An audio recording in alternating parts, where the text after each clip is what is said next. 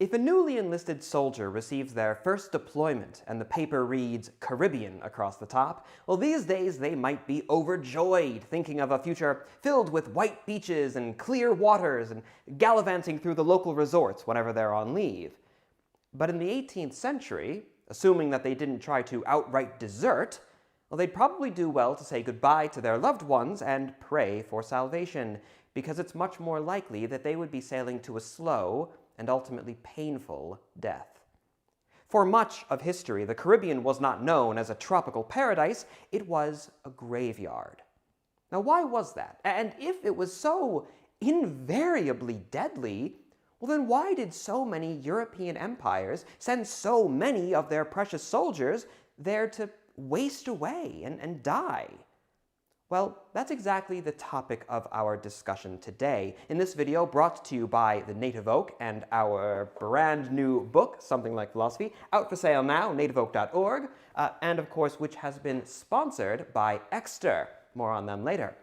For now, let's begin with part the first, Sterling and Slaves, the Value of the West Indies.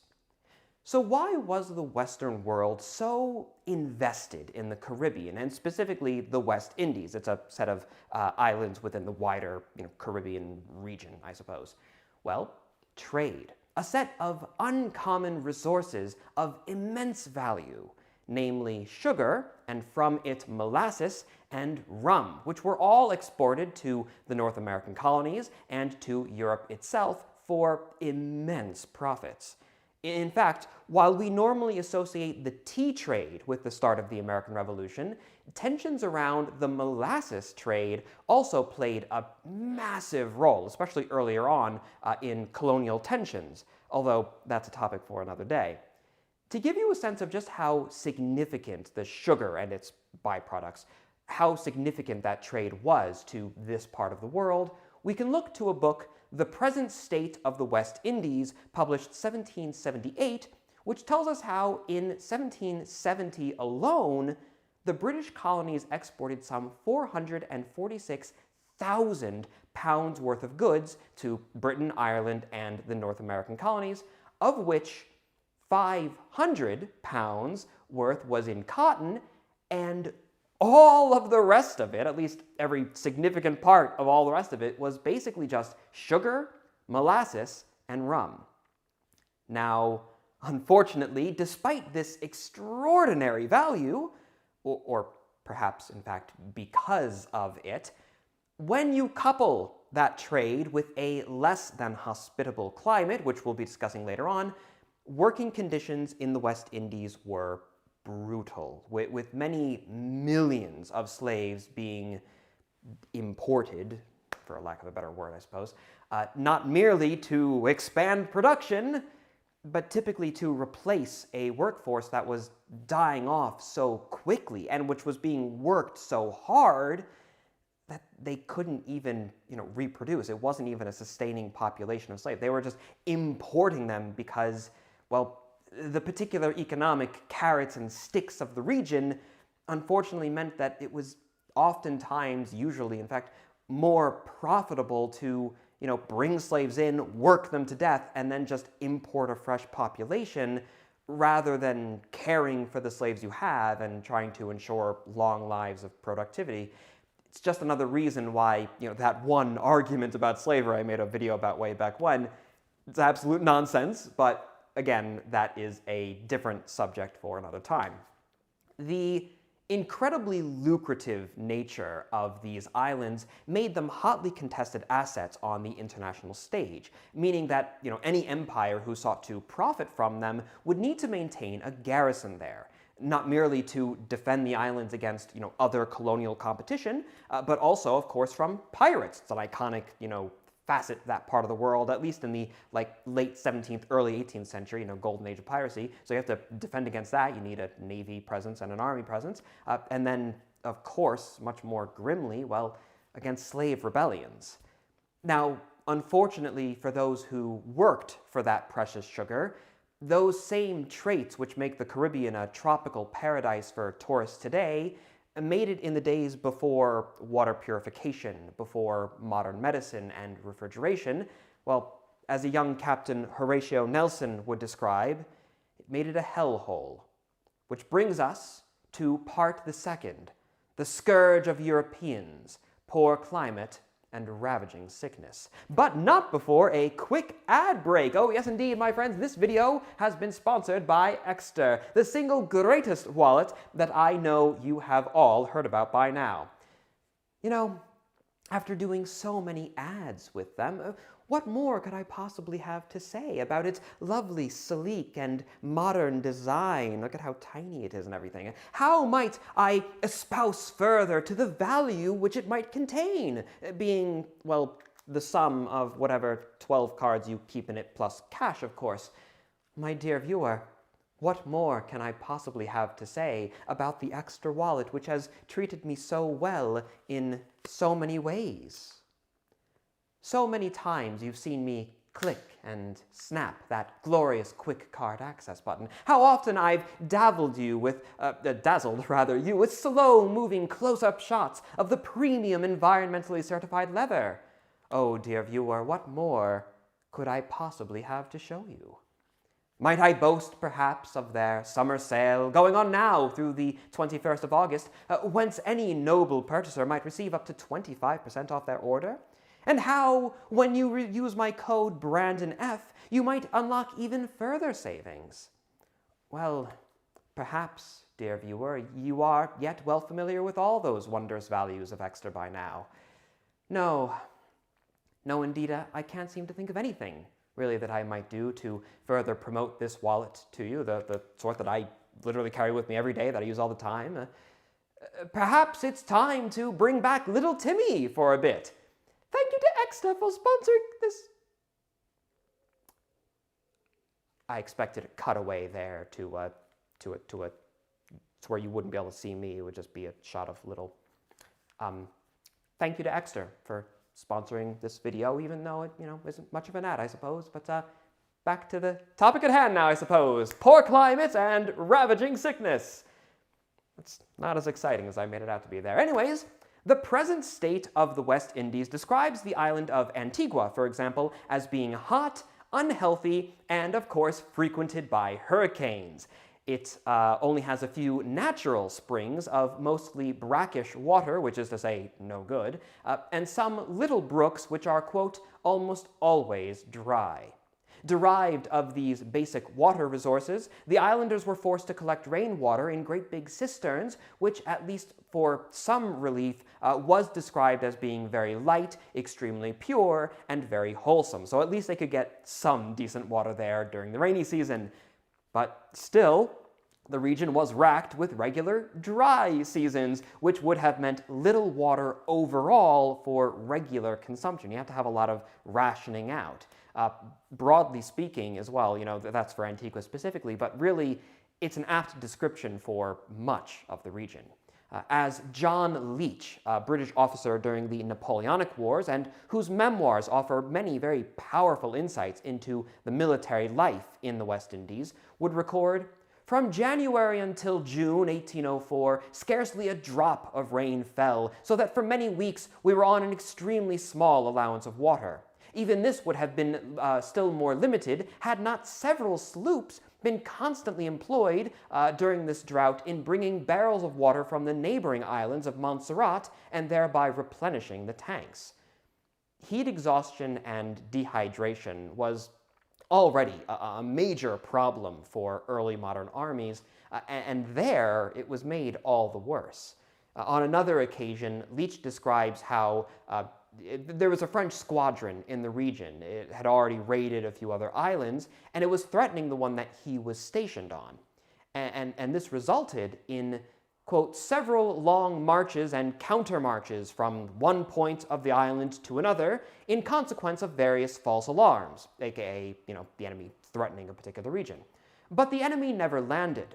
5 of our soldiers died on the road from Coup de Soleil, mispronunciation, I apologize, but 5 of the soldiers died from that place during one very long march in the heat of the day. Their deaths were almost instantaneous. My servant, a young, active, and healthy man, was one of those who died in this manner. The region's extreme climate was a shock, especially to individuals who were acclimated to, Northern Europe, Britain and France and whatnot.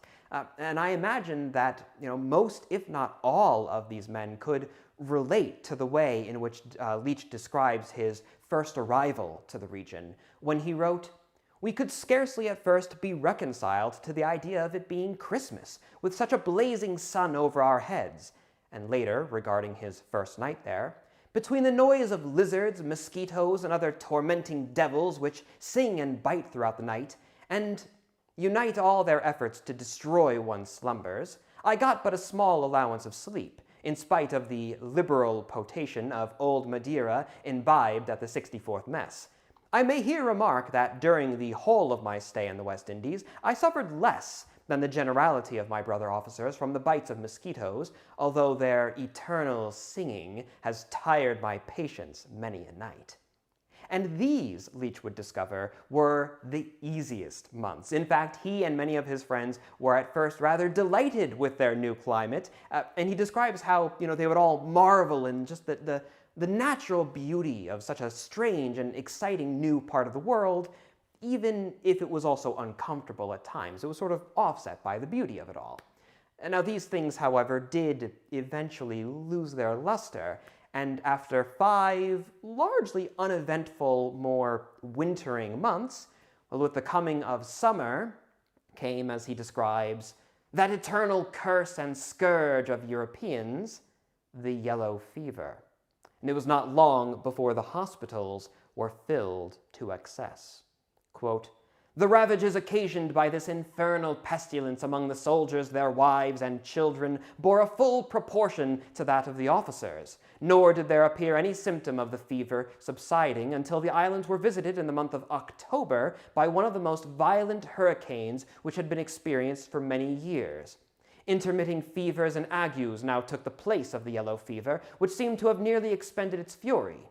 In short, by the end of 1804, the regiment was a perfect skeleton, and could with great difficulty furnish men to perform the regimental duties." He continues later on that the deaths were so frequent that the procession and forms usually observed at military funerals were discontinued, and that the coffins of officers deceased should be carried to the grave on the shoulders of the soldiers without band or drums, and without a party to fire over them. Fever was an opponent which did not discriminate by rank or class, and from June to October, according to Leach, the regiment would lose fully 2/3 of its officers. Nor was this just a little bit of bad luck, as he would discover, when another regiment, the 96th Regiment, arrived from Ireland in 1805. Their mortality, he describes, was, quote, "quite dreadful, and perhaps but little less than that of our own corps the preceding year. Antigua was at this period indeed almost a certain grave for newly arrived Europeans." And while the chilling rains of a hurricane might have brought some relief from fever, brought in different kinds of sickness, but at least it wasn't yellow fever, quite as brutal. Well, such brutal weather would, in fact, bring with it its own difficulties, as, unfortunately, as we're all well familiar, I'm sure, it continues to do to this day. Whenever that region is hit by a hurricane, it's bad. You can imagine it would be, just as much so back in the day.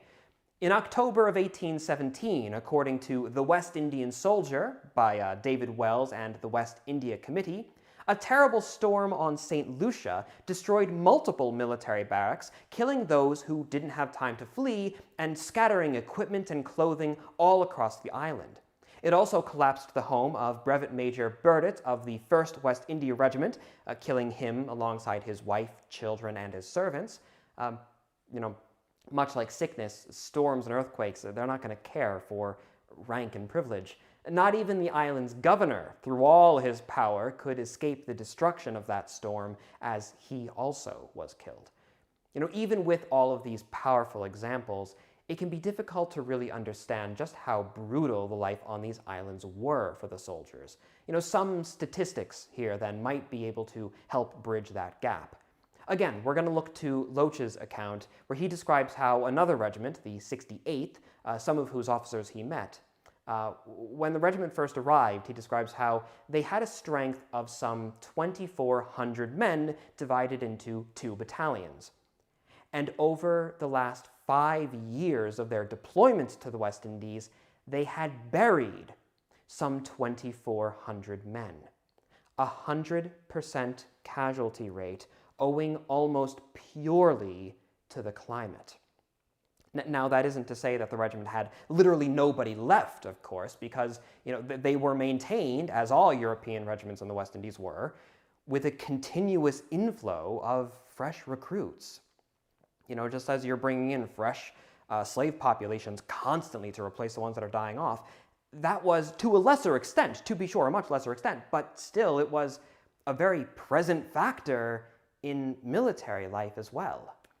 Now, I had the pleasure of, weird thing to start a new paragraph in a video like this, but I had the pleasure of visiting the Barracks Museum in Berwick-upon-Tweed in Northumberland recently, where I found this particularly horrifying chart. And in it, you can see how the 38th Regiment was deployed to the West Indies for some 7 years, and from a full strength of roughly 700 or so men during that time, they actually wound up losing over 1,100 to the climate. A nearly 160%, not just casualty ratio, but death rate. The number, if we're considering men who were just, put out of action due to sickness and whatnot, be even higher. Now, given these figures, something else that may surprise you is the length of time that these regiments seem to be spending in the West Indies. Incidentally, these were also deployments largely without leave, at least not with foreign leave. A soldier who was being deployed to this part of the world for 7 years couldn't expect to visit England terribly often just to get away from it all, like maybe you see today with leave and whatnot. It's a bit of a hard journey, as we'll come to later on. These were, for the most part, continuous years of service in regions which regularly saw 100% plus casualty rates, at least, again, over a certain number of years.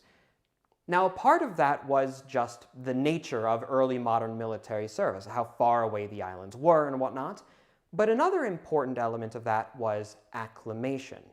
Typically, the longer an individual was in the West Indies, again, if they managed to survive, well, the better acclimated they became to the conditions there. The first summer for any regiment is always going to be by far the worst one. As Loach, again, describes, when his regiment first arrived, they were losing between 8 and 10 men every day. But after a year of service, the survivors among us were in some measure seasoned, and the deaths, consequently, were not so frequent.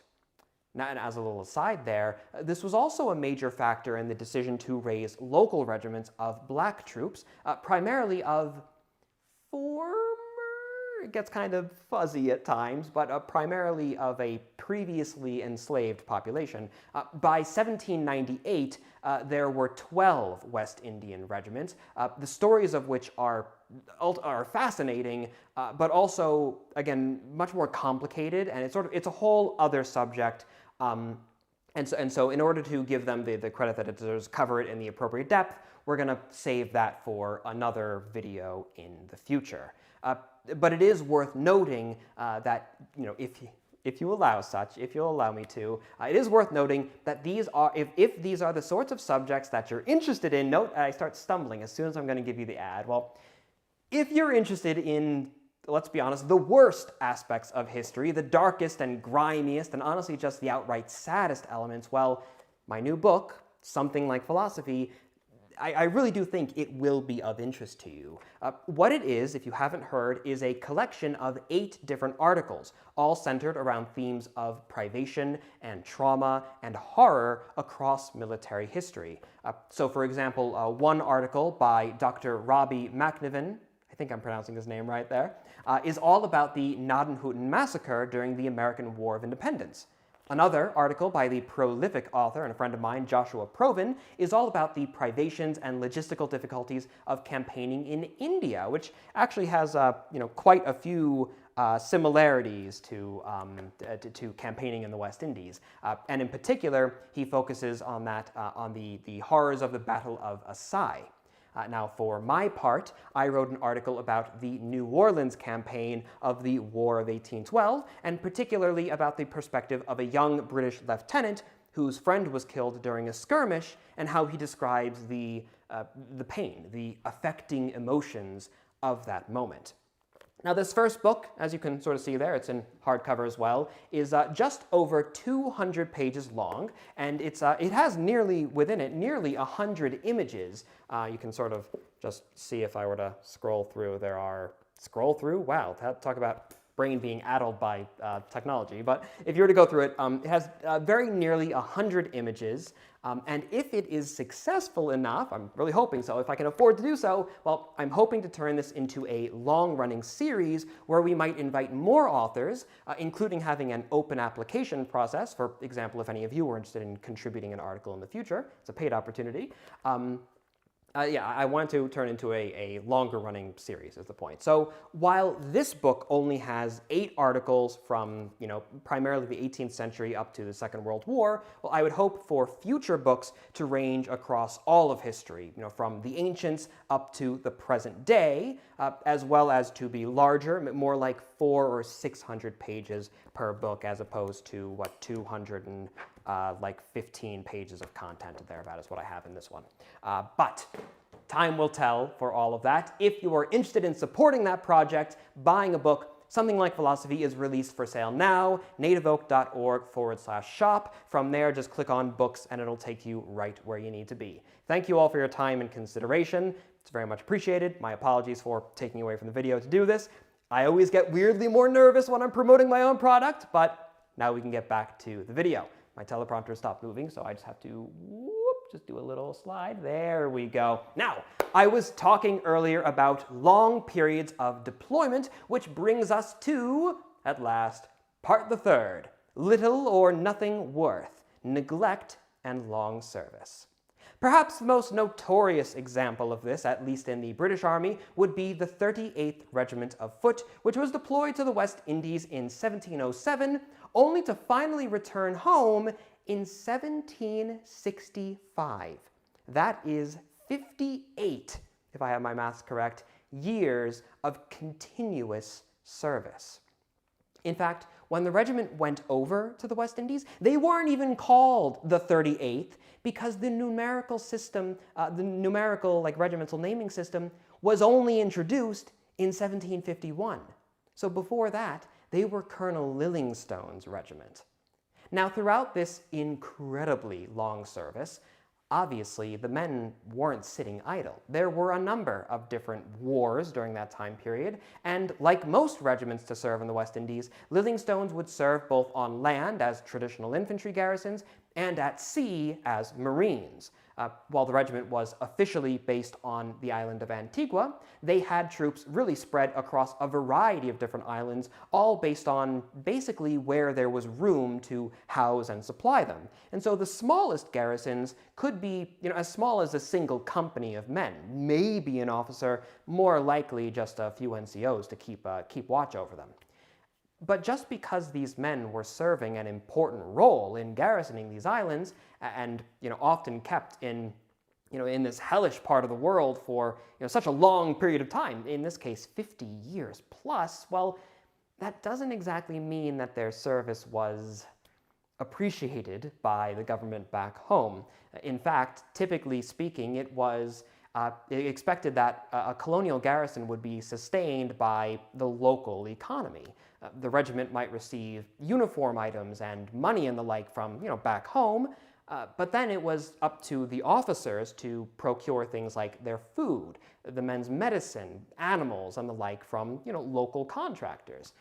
And, that was fine if you're going to be stationed in a place like Boston, but not so much in the West Indies, which simply didn't have the same public infrastructure, nor anywhere near so robust an economic system. There's no need to get into the finer economic details of why a market that's based purely around the extraction of value from a cash crop grown from slave labor isn't exactly on the firmest ground to sustain a proper, open market ecosystem with food and whatnot. But to make matters even worse, without getting into all that, being in so deeply undesirable a location for deployment and so far away from home, well, it wasn't uncommon for the West Indies to be neglected both by the military apparatus and by government itself. Shipments to these regions were oftentimes delayed or just outright didn't happen at all. And when they did, the quality and the quantity of the materials which they received was often found to be lacking. And the further back in time you go, the worse this situation was. For example, in 1707, a letter from the local government of St. Kitts to Queen Anne stated that the clothing last sent out for Colonel Watham's regiment were little or nothing worth, and before they came out, what was bought for the soldiers here by their officers, that the poor soldiers were obliged to pay double cost out of their pay, above and besides the deduction of the tuppences. And they were without swords, and by that means less fit for service, their firelocks fit for no service. And for want of an armor, they could not be mended, and a great part never received any pay, nor are they ever like to receive any. Gotta love those early modern writing structures, but the regular inconsistency of clothing shipments and quality and the arms and money even outright, all these things to the Caribbean, is to say nothing of how, even at their best quality, the uniforms of this time period were just simply not well suited to the climate, and they were often being altered, mended, and even outright replaced with local materials, whatever could be gotten, in piecemeal fashion.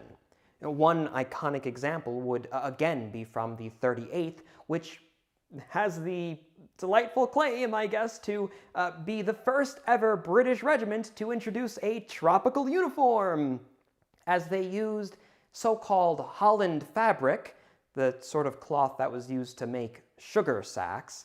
They used it to line their coats. I can't imagine that was a terribly soft material, very pleasant material either, but if that's what you have available, that's what you use. Again, sort of speaks as well to how dominated these islands were by just the sugar trade. That's what they had. The soldiers' pay, as we heard, was also often years in arrears, which, the cost of living on these islands could actually be quite high for both officers and enlisted ranks both. This, in turn, then meant that not only would the private soldiers be seeking out supplementary income to subsist on, which, to be fair, that was actually quite a common trend in early modern armies, really wherever they were based, especially, again, like in Boston, that was a big cause of tension between the soldiers and the local population. But the really striking thing is that even the officers would have to do so.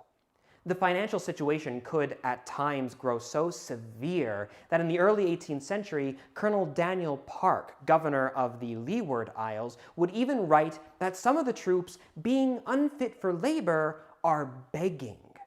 This he attributed not merely to the horrible conditions of the islands themselves, but also to the quality of the recruits that he was receiving, who were all either old men or boys fit for nothing.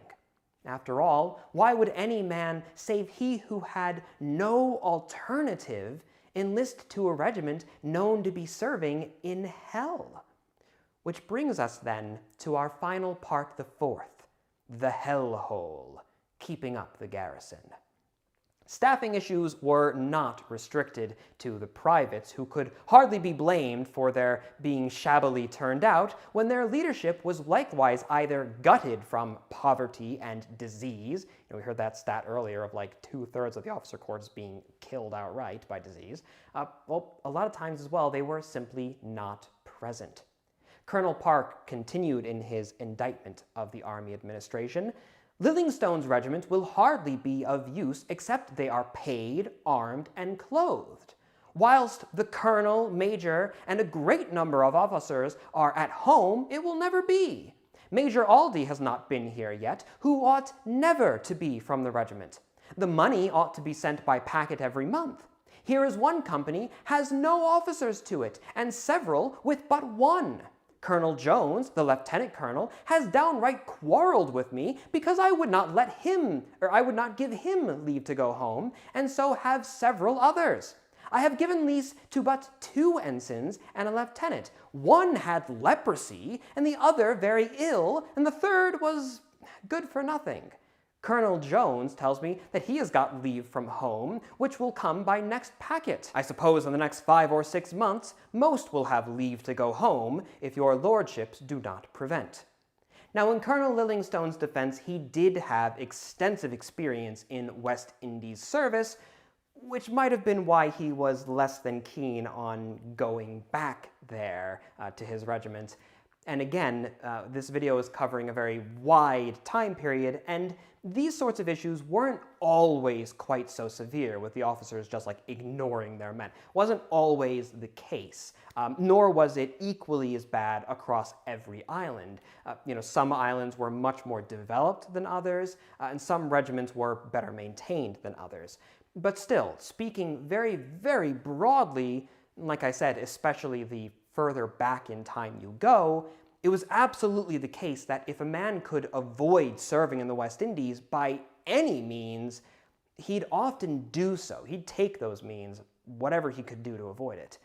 For example, among officers, while technically it was not permitted to sell off one's commission or to trade out to another regiment, right before deployment as a way to avoid active service, well, it did still happen as a way for officers to get out of it, so long as they could afford to get a lower price for their commission.